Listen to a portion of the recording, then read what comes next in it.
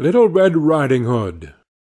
From Grimm's Fairy Tales, by Jacob and Wilhelm Grimm. Translated by Edgar Taylor and Marion Edwards. This recording is in the public domain. Read by Bob Neufeld.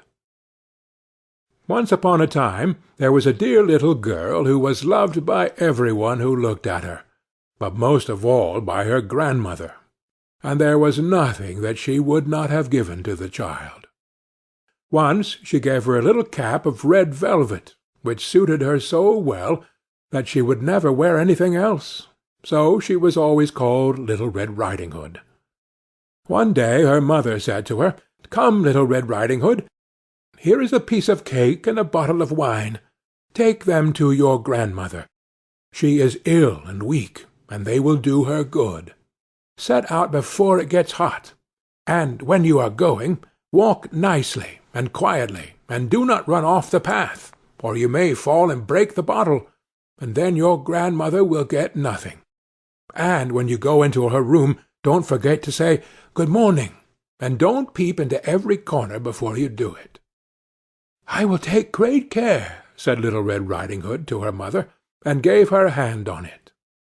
The grandmother lived out in the wood, half a league from the village, and just as Little Red Riding Hood entered the wood, a wolf met her.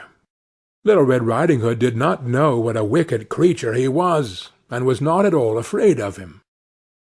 "Good day, Little Red Riding Hood," said he.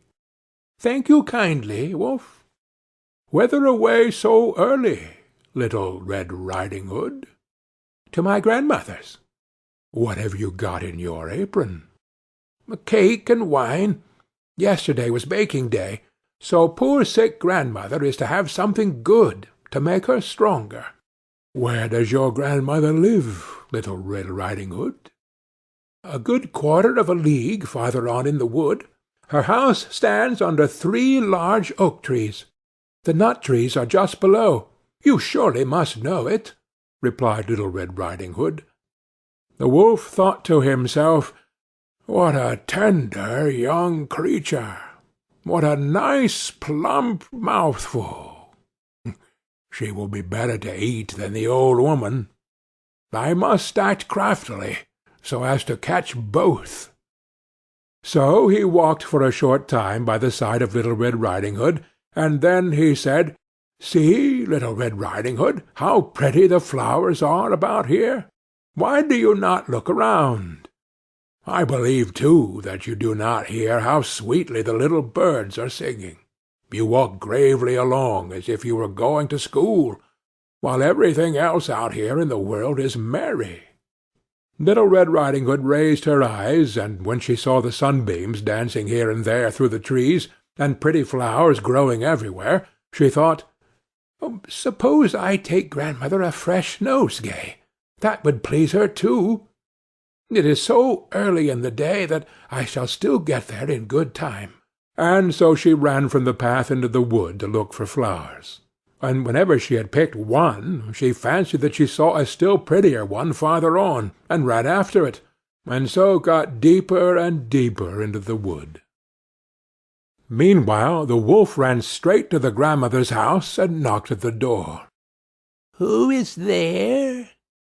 "Little Red Riding Hood," replied the wolf. "She is bringing cake and wine. Open the door." "Lift the latch," cried out the grandmother.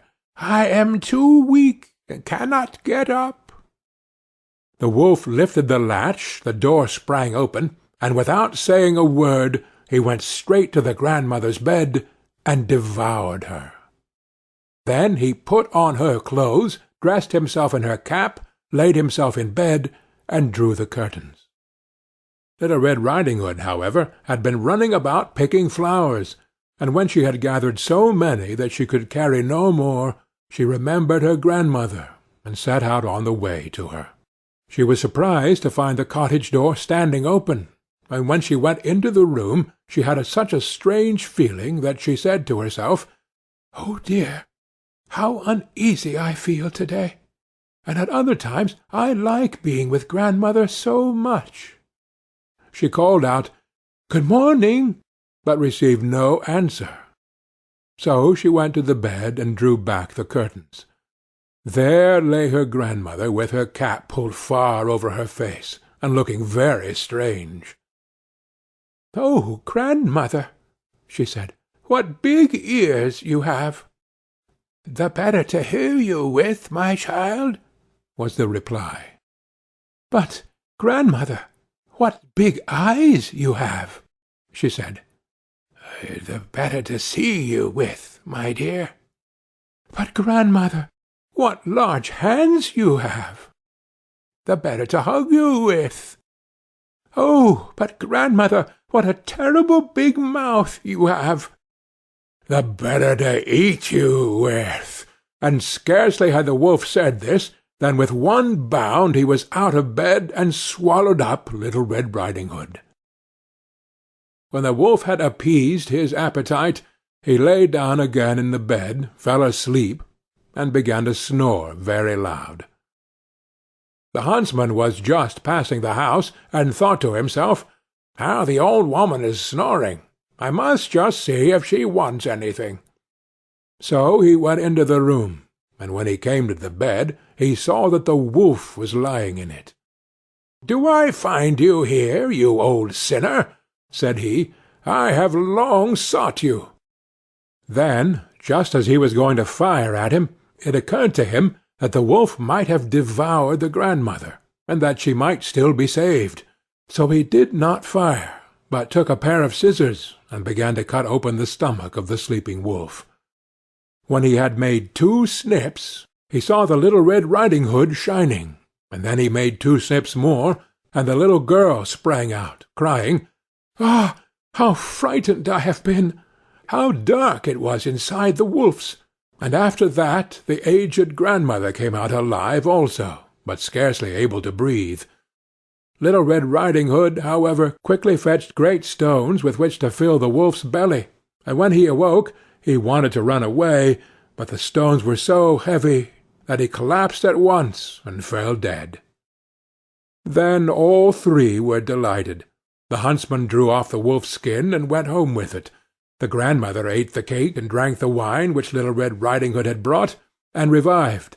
But Little Red Riding Hood thought to herself, "As long as I live, I will never by myself leave the path to run into the wood, when my mother has forbidden me to do so." It was also related that once, when Little Red Riding Hood was again taking cakes to the old grandmother, another wolf spoke to her, and tried to entice her from the path. Little Red Riding Hood, however, was on her guard, and went straight forward on her way, and told her grandmother that she had met the wolf, and that he had said good morning to her, but with such a wicked look in his eyes, that if they had not been on the public road, she was certain he would have eaten her up. "Well," said the grandmother, "we will shut the door, that he may not come in." Soon afterwards the wolf knocked, and cried, "Open the door, grandmother.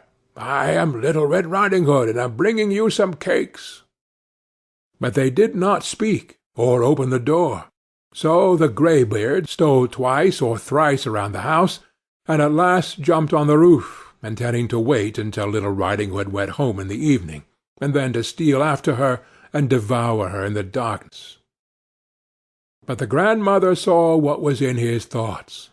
In front of the house was a great stone trough, so she said to the child, "Take the pail, Little Red Riding Hood.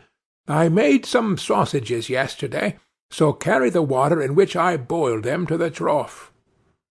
Little Red Riding Hood carried until the great trough was quite full.